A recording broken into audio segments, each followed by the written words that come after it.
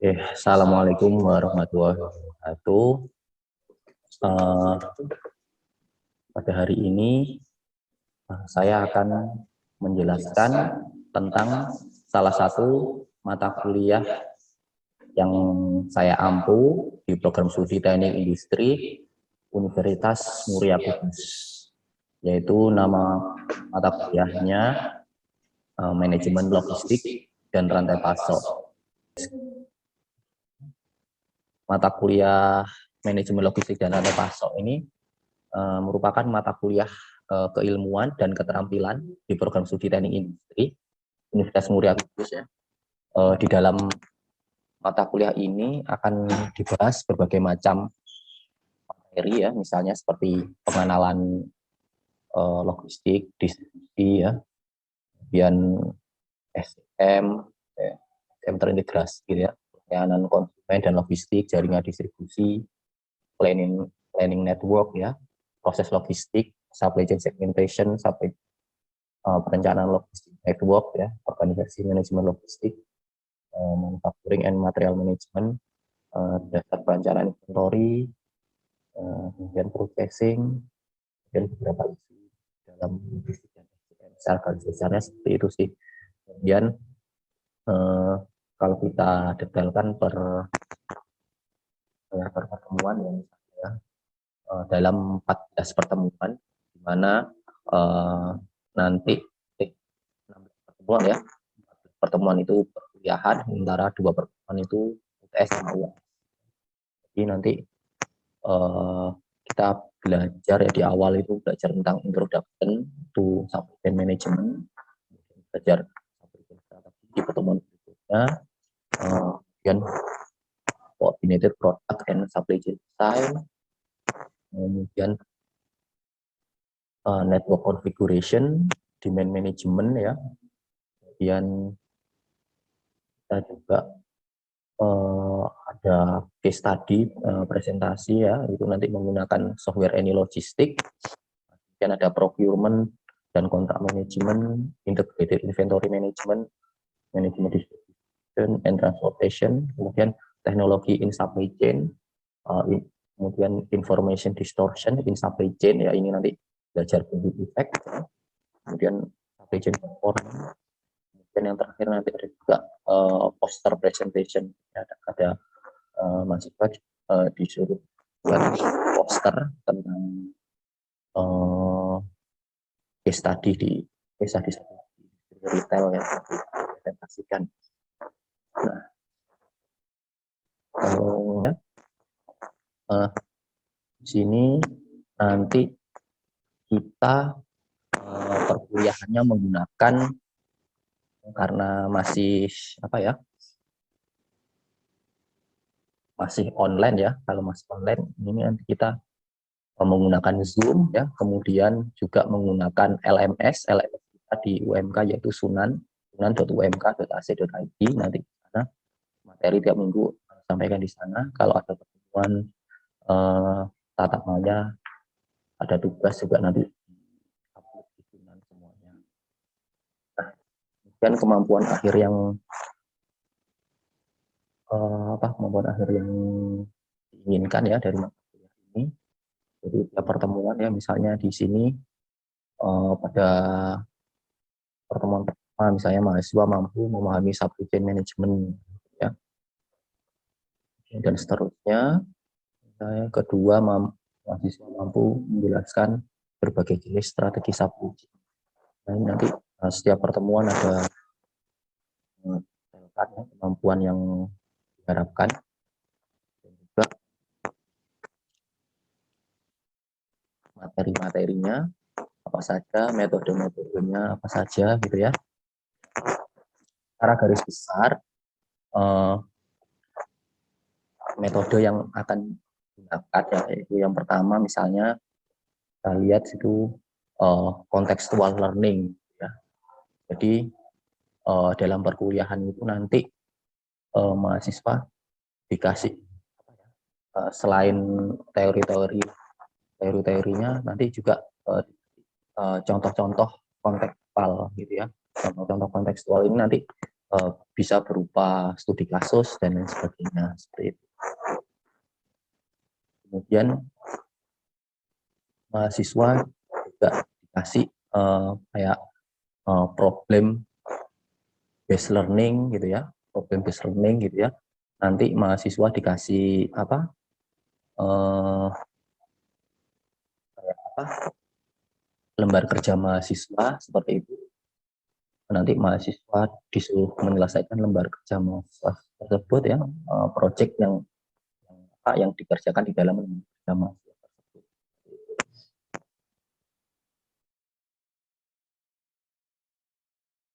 Kemudian juga ada juga yang berbasis apa? Praktek menggunakan software logistik gitu ya. Jadi mahasiswa diminta untuk membuat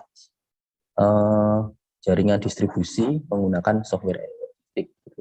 Jadi nanti misalnya membuat 25 distribution center ya, kemudian 25 area pemasaran ya, nanti dengan 2 distribution center atau 3 center, itu nanti gimana settingnya, lokasinya seperti apa, penentuan lokasinya, jaringannya seperti apa, nanti itu bisa dipraktekkan menggunakan software and logistik. Nah, kita secara garis besar seperti itu, metodenya memungkinkan juga bisa secara luring.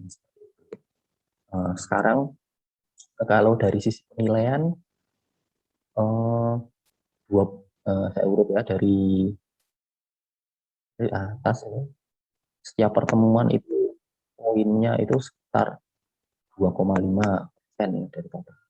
Ada yang juga yang 5%, tergantung tiap pertemuannya. Kali di pertemuan tersebut ada lembar kerja mahasiswa atau tugas lebih gitu ya, itu nanti misalnya 5 gitu ya. Kalau enggak ada tugas sekedar perkuliahan, nanti ada yang tanya sekedar ada tanggung jawab, nanti dilihat dari keaktifan saja. Ini poinnya kalau ada tugas bisa 5%.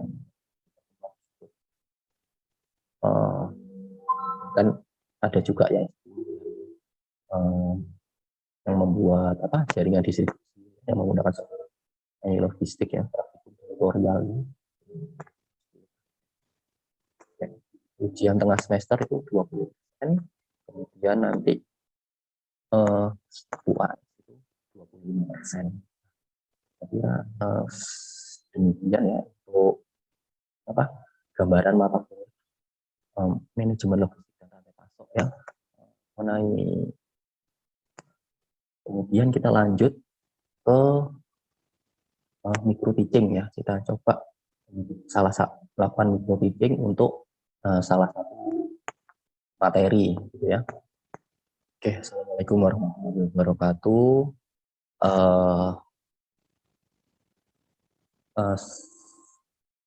Hari ini pada pertemuan kedua manajemen logistik dan rantai pasok, kita akan belajar tentang strategi supply chain. Ya.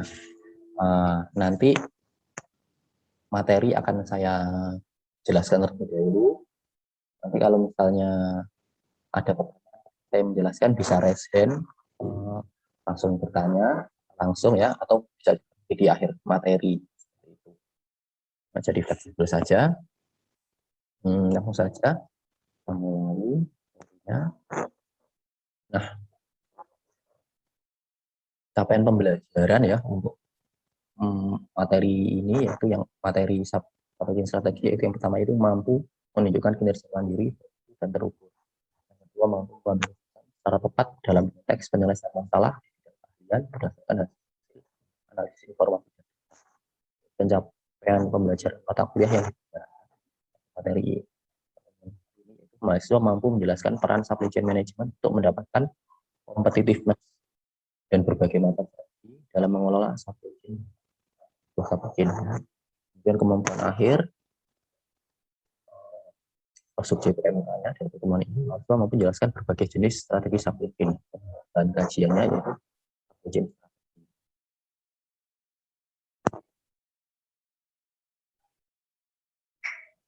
Untuk penilaian untuk pertemuan ini itu pertama dari ketika pilihan ini yaitu misalnya pertanyaan komentar dalam pertemuan hari ini, kemudian ketepatan mengerjakan lembar kerja mahasiswa. Saya sampaikan akan di akhir juga sekaligus upload di sini. Nah,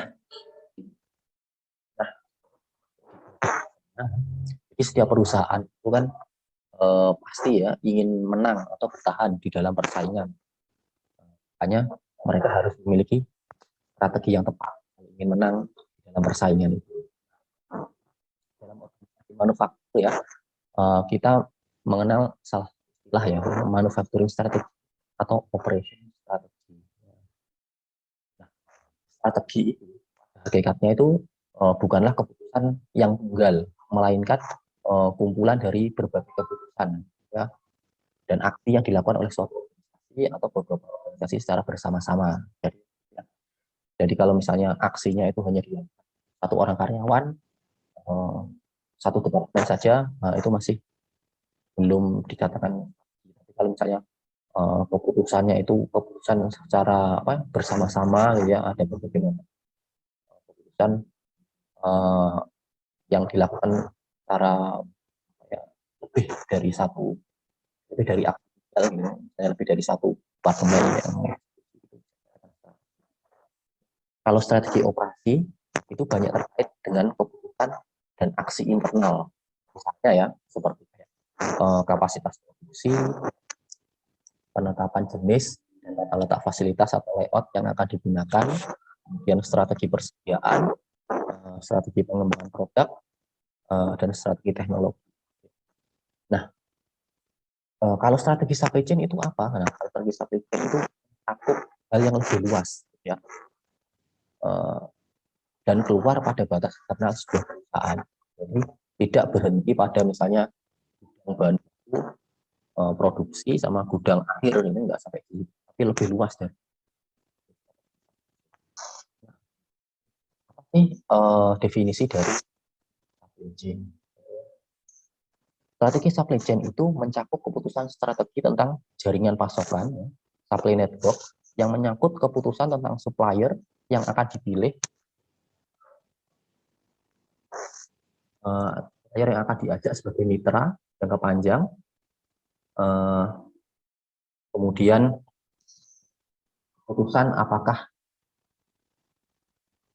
melakukan kegiatan logistik sendiri ya, misalnya melakukan menggunakan gudang sendiri, kemudian mengirimkan produk sendiri ya, transportasi sendiri ya, itu akan pada pihak ketiga. Nah, itu cakupan dari strategi supply chain. Kalau kita definisikan ya, strategi supply chain itu merupakan kumpulan kegiatan dan aksi strategis di sepanjang supply chain yang menciptakan rekonsiliasi antara apa yang dibutuhkan pelanggan akhir dengan kemampuan sumber daya yang ada pada supply chain. Ya. Kemudian tujuan strategis dari supply chain ya, untuk bisa memenangkan persaingan pasar, maka supply chain harus menyediakan produk ya, yang pertama itu produknya harus murah, berkualitas, gitu ya. Kemudian pengirimannya juga harus tepat waktu, gitu ya. Kemudian jenis produknya juga variasi, gitu ya. Customer tentu tidak akan suka ya kalau misalnya produk yang dibeli dengan harga tertentu ya, yang dibayarkan dengan uangnya itu produknya ternyata ada cacatnya, gitu ya. Atau dia harus menunggu waktu yang lama untuk mendapatkan produknya, itu terlalu besar. Atau pilihan-pilihan dari produknya hanya sedikit. Nah, kurang customer. Keempat, tujuan strategis tersebut sangat penting di mata customer ya. Dalam konteks operasi supply chain, tujuan di atas dicapai apabila memiliki kemampuan ya. Yang pertama yaitu secara efisien, kualitas, cepat, fleksibel, dan inovatif. Ini kita lihat aspirasi pelanggan dan kemampuan strategis supply chain. Yang sebelah kiri kita lihat kemampuan supply chain, yang sebelah kanan pelanggan. Jadi kita lihat bagaimana kemampuan supply chain ini mempengaruhi aspirasi pelanggan. Seperti ini. Kalau sebuah supply chain itu beroperasi secara efisien, maka kita supply chain tersebut bisa memenuhi aspirasi pelanggan. Misalnya harganya menjadi lebih murah.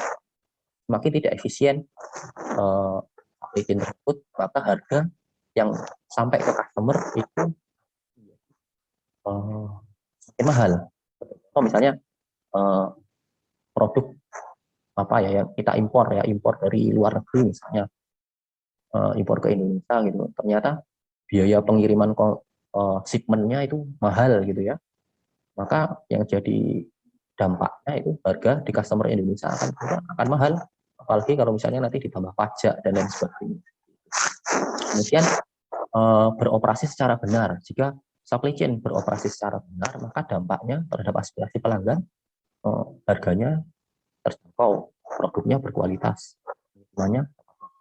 Nah, kemudian jika supply chain beroperasi secara cepat, pengirimannya akan tepat waktu memenuhi aspirasi pelanggan. Kemudian jika supply chain fleksibel menghadapi perubahan, inovatif menghasilkan produk baru, maka dapat memenuhi aspirasi pelanggan, yaitu variasi. Jadi di sini kita lihat kemampuan supply chain ini sangat mempengaruhi dari pemenuhan dari aspirasi pelanggan. Ya. Nah, akan mencapai strategic fit ya, strategi yang tepat ya dalam supply chain itu. Yang pertama ya yang dilakukan yaitu understanding the customer and supply chain uncertainty gitu ya. Jadi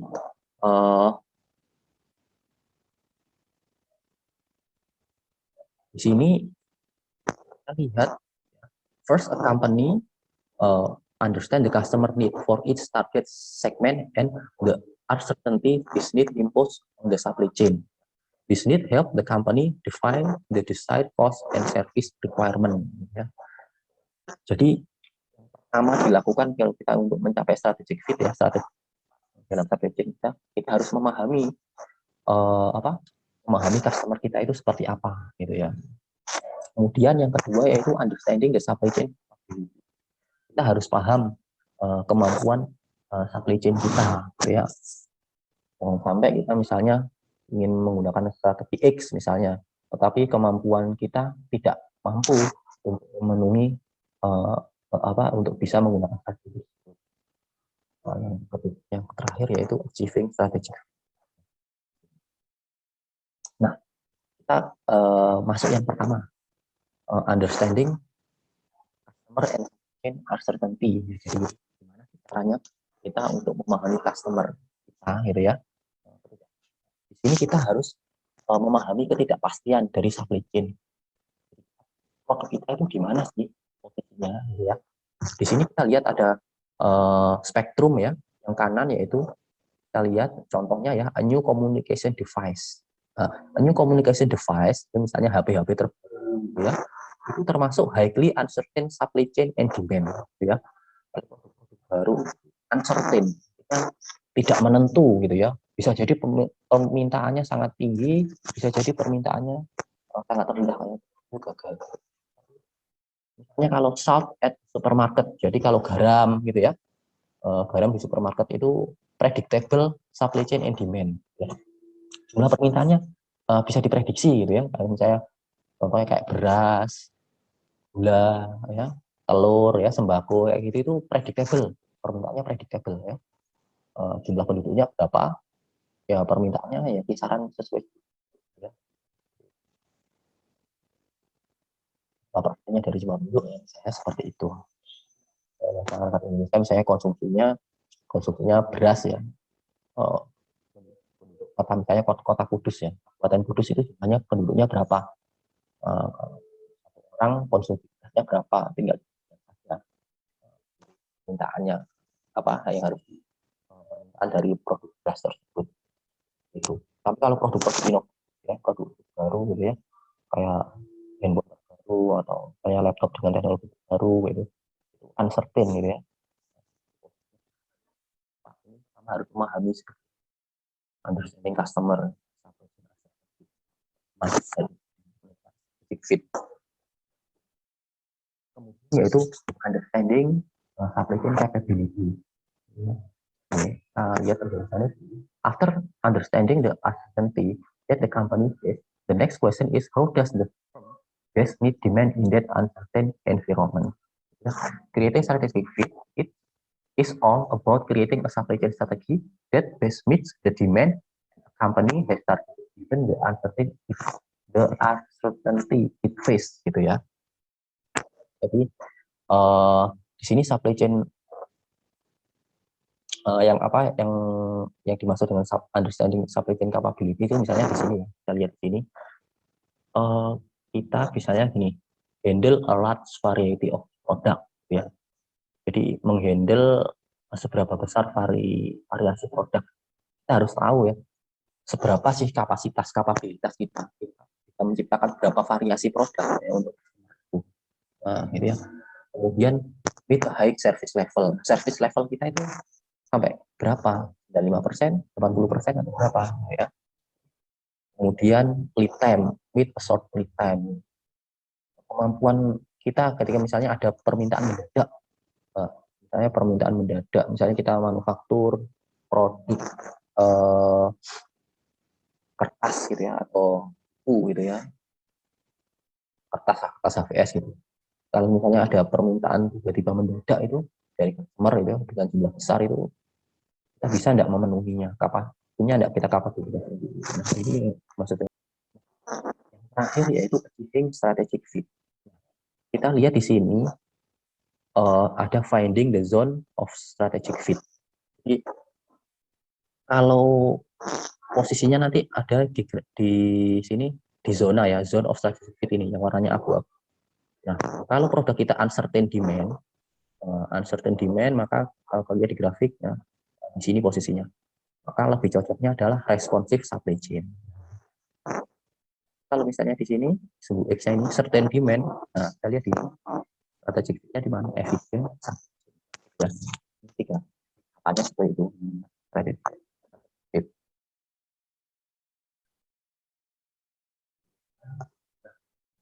Kemudian kita masuk ke karakteristik pasar. Nah, di sini kita lihat ada beberapa aspek ya, misalnya hidup, variasi per kategori, volume dan skala, peramalan permintaan, dan sampai ke margin keuntungan. Nah, dari aspek-aspek ini kita bisa membedakan produk itu termasuk fungsional atau produk inovatif.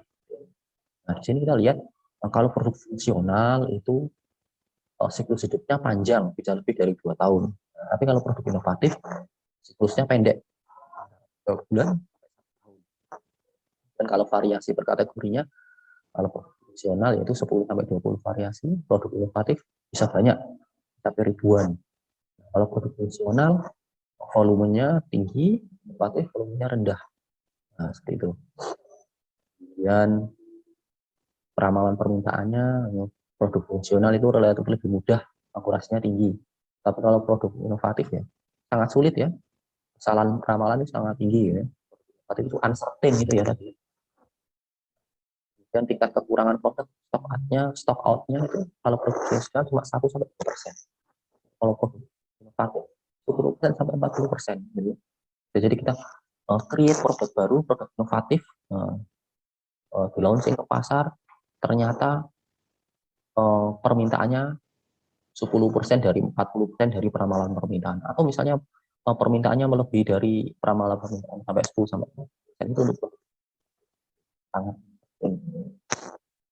Kemudian produk fungsional itu kelebihan persediaan akhir musim itu terjadi. Tapi kalau produk inovatif margin keuntungan produk fungsional sangat rendah atau produk sangat tinggi. Karena kadang teknologi baru itu biasanya bisa dijual dengan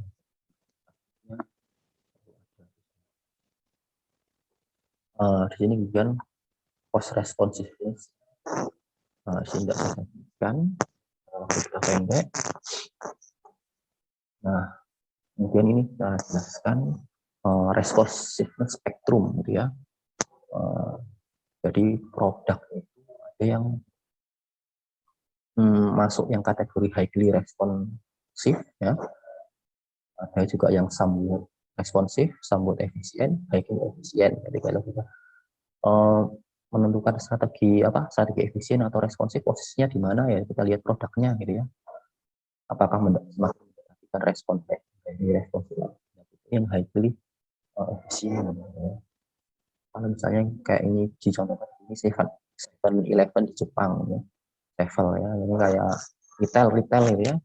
Ini harus highly responsive, changing merchandise mix by location and time. Kalau produk otomotif production ini mendekati highly responsive, tapi posisinya disambut posisinya ini lebih mendekati responsif. Tapi kalau misalnya ini Hennes Apparel, ini produk-produk ya pakaian ya, ini mendekati efisien ya, somewhat efisien pada titik efisien tertentu lah. Nah, kemudian ada juga yang produk yang tadinya menggunakan highly efisien ya. Integrated steel mills dari apa Befda ya, efisien. Nah, strategi supply chain itu efisien atau responsif. Chain management untuk produk fungsional seharusnya berfokus pada upaya untuk meminimumkan ongkos-ongkos fisik di sepanjang supply chain. Investasi besar untuk meningkatkan inovasi dan fleksibilitas tidak akan banyak membantu produk fungsional untuk bersaing di pasar. Sebaliknya, pendekatan untuk menciptakan efisiensi tidak akan cocok untuk produk-produk inovatif. Dan menciptakan kesesuaian antara karakteristik produk dengan strategi supply chain sangatlah penting. Nah, kesesuaian ini yang disebut juga sebagai strategic fit yang akan menyebabkan supply chain bertahan atau unggul di pasaran. Strategic fit juga diartikan sebagai titik paling tepat antara responsive supply chain dan uncertainty demand. Ya, dan mungkin ada yang ditanyakan dari materi yang saya sampaikan, silahkan.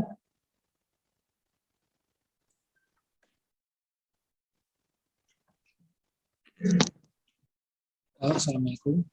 Waalaikumsalam. Perkenalkan, nama saya Denny. Saya masih agak bingung bagian tadi kan yang saya jelasin tentang strategi efisiensi dan responsif. Nah, kebetulan kan saya rumahnya di Kudus. Di Kudus itu banyak industri rokok. Nah, kalau misal di Kudus itu strategi yang SCM yang tepat untuk industri rokok kayak di Kudus itu yang mana ya? Apakah yang strategi efisien atau responsif? Oke.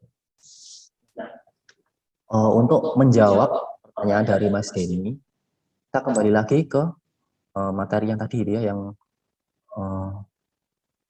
nah ini achieving strategic fit. Nah, kita lihat produk rokok itu sebenarnya ya, itu certain demand atau uncertain demand gitu ya.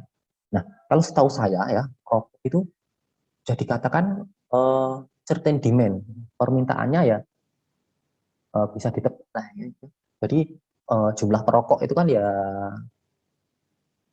tiap bulan kan kira-kira ya jumlah perokok itu ya segitu-segitu ya, kecuali kalau ketika ada penambahan jumlah penduduk, maka jumlah perokoknya bisa jadi ada meningkat gitu ya, persentase dari jumlah penduduk, berapa persen jumlah penduduk yang merokok gitu. Menurut saya itu termasuk strategi efisien gitu ya, karena itu jumlah apa ya, permintaan rokok itu predictable, bisa ditebak gitu. Jadi lebih cocok adalah strategi yen. Ya, ini ada lagi kan? Atau nggak jawaban lagi atau gimana? Sudah cukup puas ya Pak, soalnya ya tadi sempat bingung aja rokok itu maksudnya yang mana sih, soalnya kan ada poin kalau misalnya yang efisien itu tadi yang produk fungsional ya. Kayaknya kok ya kalau lihat dari kita di masyarakat ya perokok ya emang rata-rata kalau udah ngerokok ya ngerokok terus gitu ya.